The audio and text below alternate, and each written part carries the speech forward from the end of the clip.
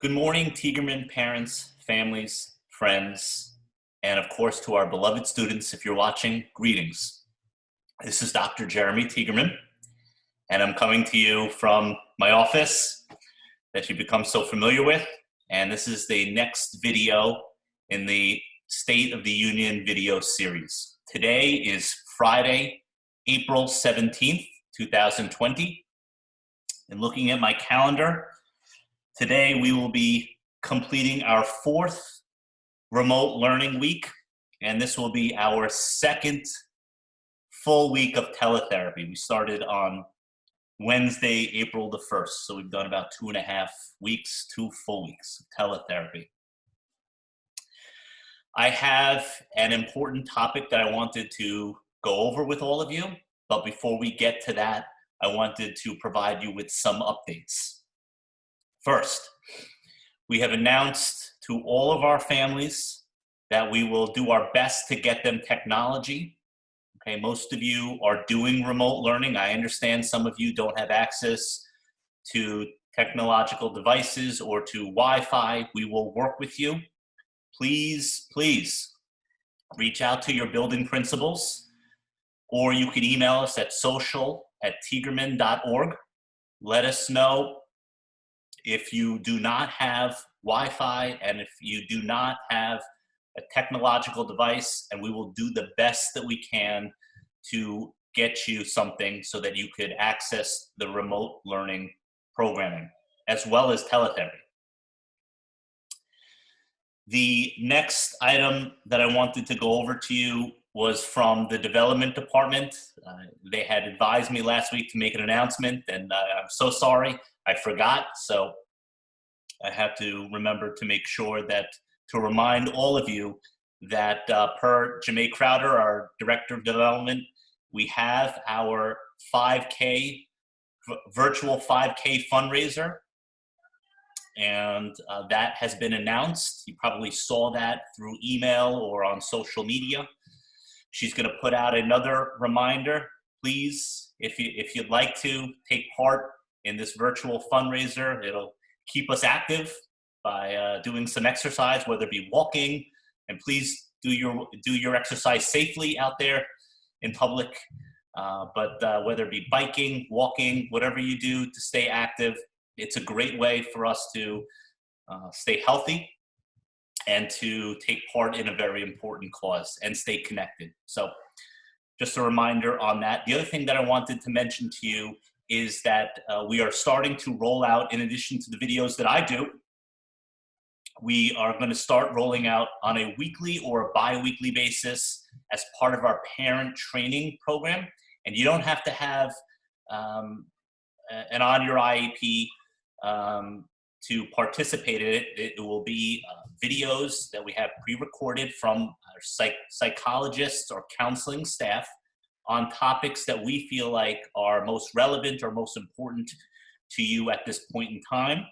And the first 2 videos that we will be rolling out, first one is how to talk to your child about COVID-19 coronavirus. And the second one is handling stress and anxiety at home. 2 very important, relevant and important topics. So please take a look at those videos if you get a chance, and provide us with feedback, your thoughts on how those presentations were. Those presentations will be uploaded onto our website, and we will provide you with information shortly on where to find them on our website. The next item that I wanted to go over with all of you relates to our grading policy. Just like our instruction and related service approach has had to change, so too has our grading policy.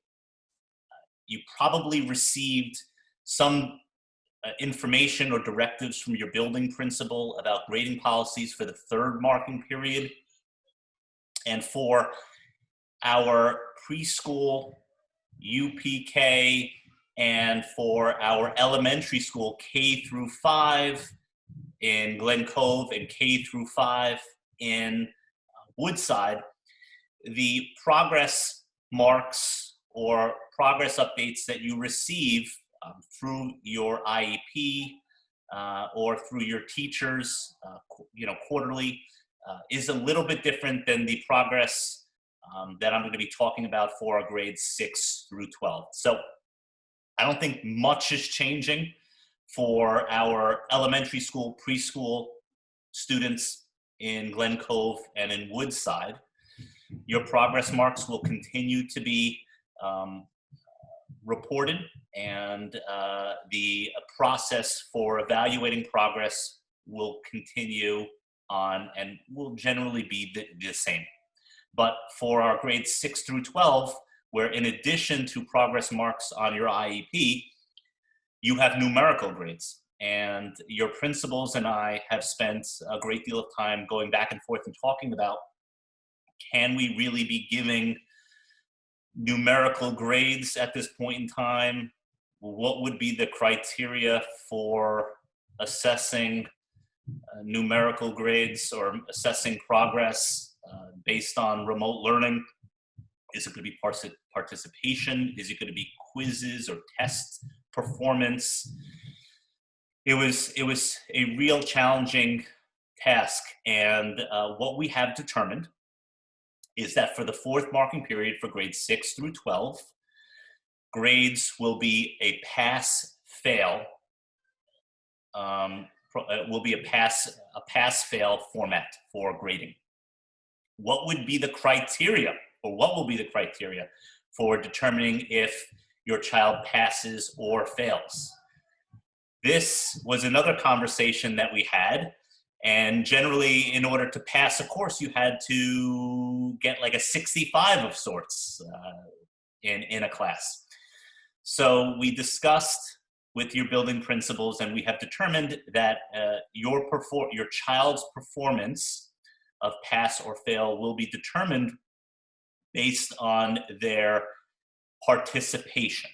Okay, so even though there may be worksheets, there may be some assessments that your teachers are still giving, okay, please encourage your children to do that work and do the best that they can on it, but those will not be graded.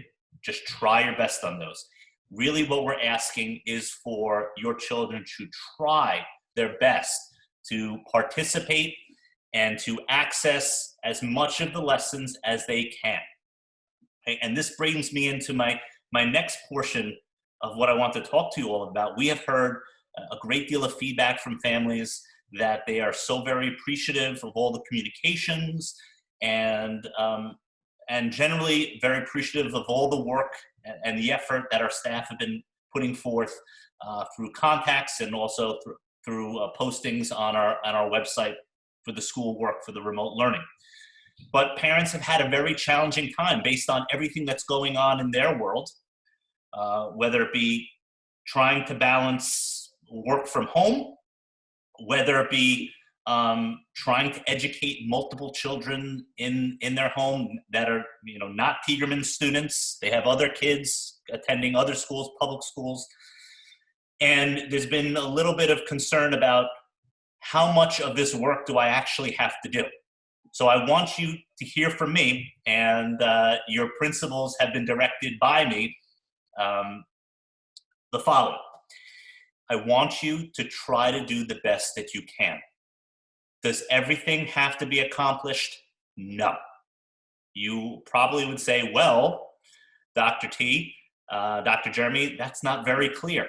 And I understand that. And what I would say to you is that we will continue, and our staff are working tirelessly to give you access to everything. And what you probably have noticed is that there's lessons posted every day in the content area courses, and most of the time for the elective courses. Okay? So what I ask you is to try your best, okay? And if you are having challenges with any particular assignments, if you can't get to an assignment on a particular day, or you say to a teacher, I just couldn't get to it this week, I had too much going on, we will be accommodating, we will be adaptive, and we will be flexible with you. These are the key terms I want you all to know, okay? And to try to do your best, okay? You do not have to get through everything. Just try to encourage your children to do as much as they can, okay? The only indication that I can give to you, which is firm at this point in time, and we agreed with your principals, that if you are doing nothing, this probably could result in you not passing the course. So after the first couple of weeks of the marking period, if you are not doing anything, you will definitely be contacted by your child's content area course teacher. Could be your ELA teacher, your math, science, social studies, or an elective. If your child is doing nothing, they will say to you, please, child is doing nothing. Please help him or her to do as much work as they can. As long as you put forth some effort, as long as you participate somewhat, you will pass. And hopefully this provides you with some guidance on this matter and alleviates the stress that I know that many of you have been experiencing about how much should I do? You know, we can't get to this, it's too much. And we understand that. We will work with you. If you have issues with getting things accomplished, as I said before, we will be flexible, we will be adaptive, and we will accommodate. Please let somebody know. Let the teaching assistant know. You're getting phone calls every single day. Let the teacher know, okay? Or let a building principal know. We will work with you, okay? The next item that I wanted to touch base with you all about was that you probably saw on yesterday, that Governor Cuomo announced the extension of New York Pause, okay? New York Pause was extended to May 15th. Now, this is not the executive order that we have come to know as far as school closure. But in speaking to Dr. T, she indicated that this is essentially what the executive order has been and will be. So we are expecting that schools will continue to close or be closed until May 15th. Should we hear anything else, we will definitely let you know. I am charging your principals with communicating with all of you through email today about the extended school closure till the 15th.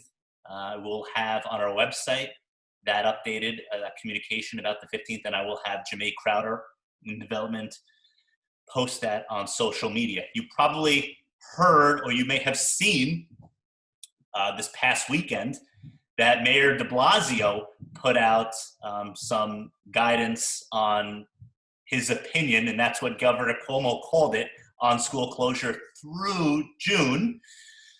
And that is what Governor Cuomo indicated was his opinion. And it is clear at this point in time that we are receiving, Tiegerman Schools is receiving guidance and directives from the governor's office.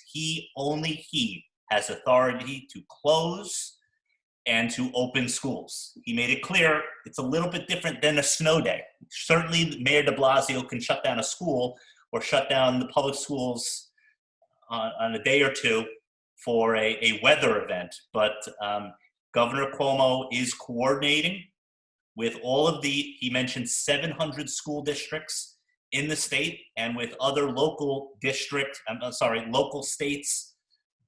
Then the closure will be until the 15th. His tendency has been to go at about a 2-week period of time. So I don't believe we will ever get schools are going to be closed until June kind of thing, through June. He'll probably continue to do the 2-week period of time closure. So again, if we hear anything, we will let you know, but schools are closed, Tiegerman schools, through the 15th. And we will let you know about the potential for opening up after that.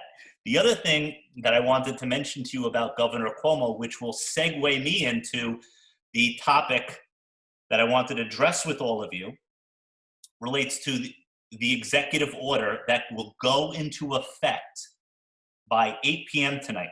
And the executive order indicates that anybody who is leaving their home and going into social spaces and who is unable to appropriately social distance must now wear masks. Interestingly, they mentioned that even children over the age of 2 should start wearing masks or even start familiarizing themselves with wearing masks. And this kind of segues me into what I wanted to talk to all of you about the eventual transitioning back to school. We are in school. We're in the remote learning world school and teletherapy world school. But at some point, we probably will be directed to return to our school buildings. And it may be at a point that we still do not have therapeutics or vaccine for COVID-19. And this is a very stressful, anxiety-provoking kind of thought there. I think about it every day. And speaking to my family about it, that daddy's gonna have to, and speaking to my wife, I'm gonna have to go back to work and the potential of getting sick. So we are all very, very happy that we have flattened the curve, but it is clear that we will not have vaccine until 12 to 18 months from now. And I don't know if the governor and also the mayor, hopefully working in tandem, are able or willing to continue to have schools closed through until 2022, when they're talking about possibly having a vaccine, which means that viruses infecting, the infection rate will eventually, at this point in time, is lowered, but will continue to happen if we open things up. And we have to take certain precautions if we are ordered to open schools. And the reason why I bring this to your attention is because no one is going to be happy about having to go back into work or about sending their child into school. It's a very scary kind of proposition. And I want you to all know now that we are starting to think about it and starting to prepare and plan. If we are ordered to go back in September, we are starting to plan now. And the reason why we're doing that is because what we plan for now will definitely change as directives get updated or change and evolve. The information that we have will change. Okay, how we know to best prepare and deal with the virus will change. Our communications with you, once we communicate with you about our plans for reopening, you may have some feedback for us. You may have an idea that we did not consider. So it's important whenever you're dealing with a problem or a very complicated kind of situation, you don't want to wait till the last minute to try to deal with something and to try to prepare. You want to be as proactive as possible. And that's why I wanted to share with you some thoughts today about this very, very challenging and scary potential for returning. And we will be ordered to eventually return, and we need to have plans in place. From building to building, they may look slightly different because the populations are a little bit different and the building layouts are a little bit different. The ages are a little bit different. So from building to building, they will, be unique to their own programs. But there are some general kinds of things that I wanted to discuss with you all today that we are starting to think about and we will be prepared for once we are directed to open.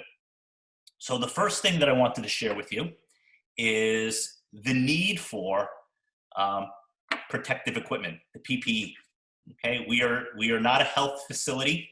Okay, we are not a hospital or a doctor's office. So we have to wait in line to try to acquire some of these things. And we do not have clear directives either from the Department of Health or from the State Education Department or from the Department of Education Okay, so we may receive eventually directives on what to do or how we should best prepare with this equipment, but we are ordering equipment now. We are ordering gloves. We are ordering cleaning supplies. We are ordering masks. Many of these items are being ordered globally, and we have to wait in line, but we are starting now. Now, just because we order this equipment, we may not be able to get tremendous supplies of it. And we are trying to get a 2-month supply of this now. And we're ordering it now so that in the event that we have to open in several weeks or several months from now, we will have this equipment ready to go. But how should we use this equipment? Will all staff be mandated to wear it? I couldn't tell you right now. We're talking about it. Do all students have to wear it? I don't know. We will let you know about that. But I'm open to your feedback about will your children be willing to wear it? Sometimes some children may be having behavioral issues and be resistant to wearing it. Sometimes children can't tolerate it due to sensory issues. I've also already had some staff come forward and say that they have breathing, respiratory issues, and it's hard for them to wear the mask. How will the wearing the mask impact our teachers' ability to effectively instruct, to communicate? I'm not sure if you've ever stood near somebody speaking with a mask on. Sometimes their communication is muffled. So all of these things we have to think about and consider. But however we do open, okay, and whenever we do, PPE will be a part of our decision-making process and be part of our plan. The other component that I wanted you to be aware of that will definitely be part of our plan is movement in buildings, okay? So if we are ordered to open and students are coming into our buildings, we need to definitely look at movement and restrict movement. Everyone is gonna have to go to the bathroom, okay? How is that gonna happen? Everyone's gonna have to have lunch. Are we gonna have lunch in the lunchroom anymore? Probably not, okay? For pre-K, UPK, K through 5 in Glen Cove, K through 5 in Woodside, and also in Woodside 6 through 12 also in Woodside. You're self-contained. So you are staying in one classroom all day long. That model will probably be the model that we utilize in grades 6 through 12 in the middle school and high school, which are departmentalized. They change every 42, 43 minutes, class to class. I'm not sure that's something that we want to consider or engage in. We want to restrict or limit the movement to protect everyone. So what would that mean? That would mean that grades 6 through 12, they would stay in the same classroom all day long with their cohort group, and either teachers would go and push in and teach the course, or if we're that concerned about teachers going in, then teachers would have to teach their lessons virtually on a camera, a video device, or on an iPad, and stream it into the classrooms on a Promethean board, okay?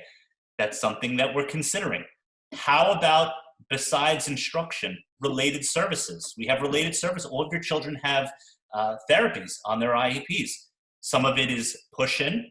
Do we want therapists to go push into the classroom? You're adding another person to go in there and potentially spread. Or we also have staff members taking students out, pulling them, bringing them all to other parts of the building. Do we want to do that? Is that a good idea? So just like we talked about the teachers videoing themselves into the classrooms, we are talking about and considering whether we could do a teletherapy model like we're presently doing now inside the classrooms with therapists inside the building, meeting your children's needs in the classroom. There is no easy way about this. There is no simple answer.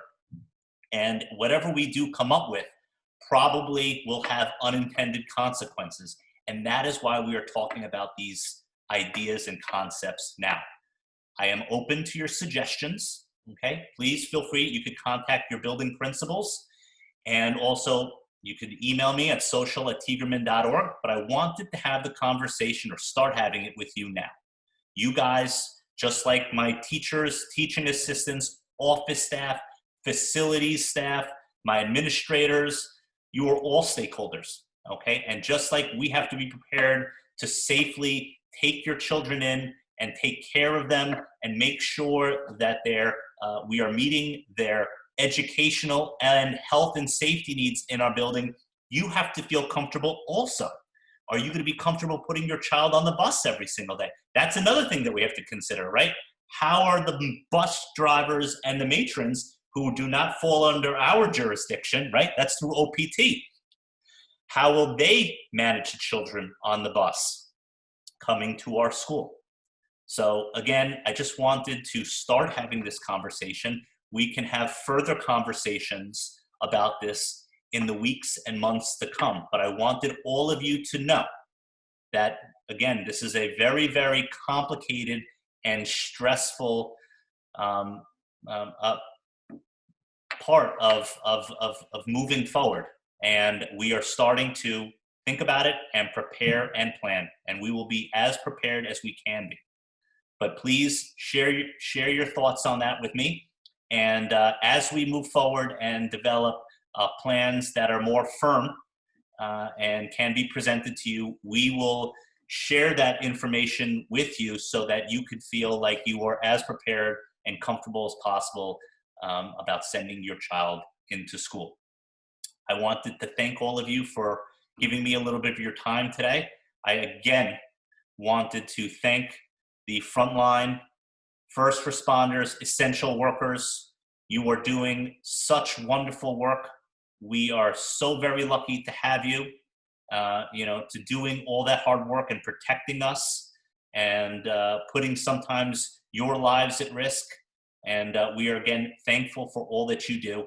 And we certainly understand if you have challenges, not just the first responders and the essential workers, all families that are busy at home trying to balance and juggle all of the work and the educating that you have to do for your children. So we understand how challenging it is to do that with our remote learning and teletherapy.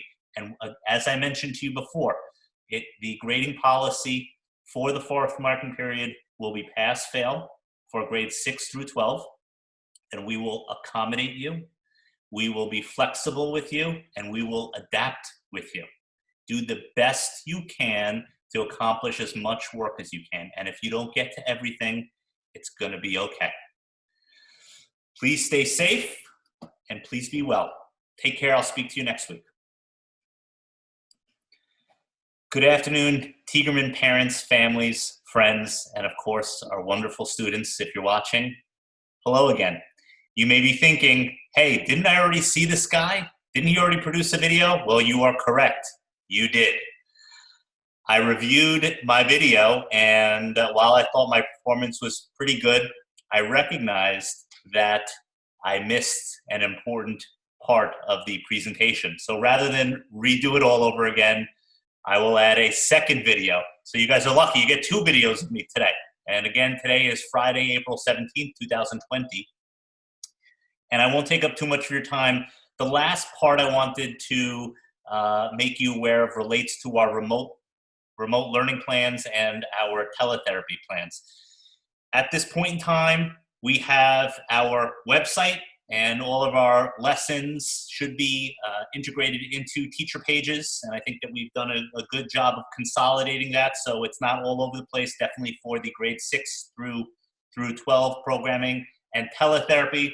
We've been using Zoom, and there have been issues, security-related issues with Zoom that I communicated to you last week, that the Department of Education was banning it, and that prompted us to go look in another direction, specifically Microsoft Teams that I mentioned to you last week. We spent this past week exploring the Microsoft Teams platform, and after this week of working on it, we believe that it is not going to be adequate to meet our needs. So what does this mean? This means that we are looking in the direction of the Google Teams Meets Hangout platform. And as we started talking about this and considering this, many people jumped up and said, well, if you're going this route for the teletherapy, why not just do the entire Google G Suite platform and just have everything under one roof? And I have had my concerns about rolling something out for all of you because there's been so much changes, things have been evolving, and I don't want you have all your hands so tied. I don't want to throw something else at you. You've just started getting acclimated and used to the remote learning plans and the teletherapy through Zoom. But we know that we cannot use Zoom, and we know that we cannot use Microsoft Teams. So the point of this whole explanation is that we are eventually going to go the route of Google Meet Hangout for the purposes of our related services, teletherapy, and for communicating with teachers and teaching assistants through the virtual world that way, okay? And we will also be transitioning from our website remote learning plan to a Google Classroom platform. When will this happen? There's a lot of back-end things that need to happen and setup and training that need to happen with our staff, as well as information and training for you. I don't want to rush into it, and I don't want to confuse anybody. So this probably is not going to happen for at least another 2 weeks. I will keep you posted. I will produce literature or training material for you, written, as well as video workshops or presentations to you that my principals and I will do step by step for you so that you understand how you utilize and navigate these platforms. Until then, we will be using Zoom for therapy.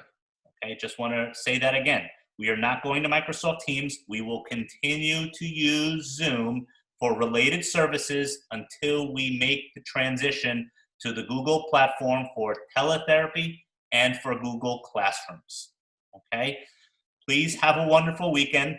We will give you advance notice, and I will give you as much in-depth training and information on how to transition over effectively to these new platforms as soon as we can.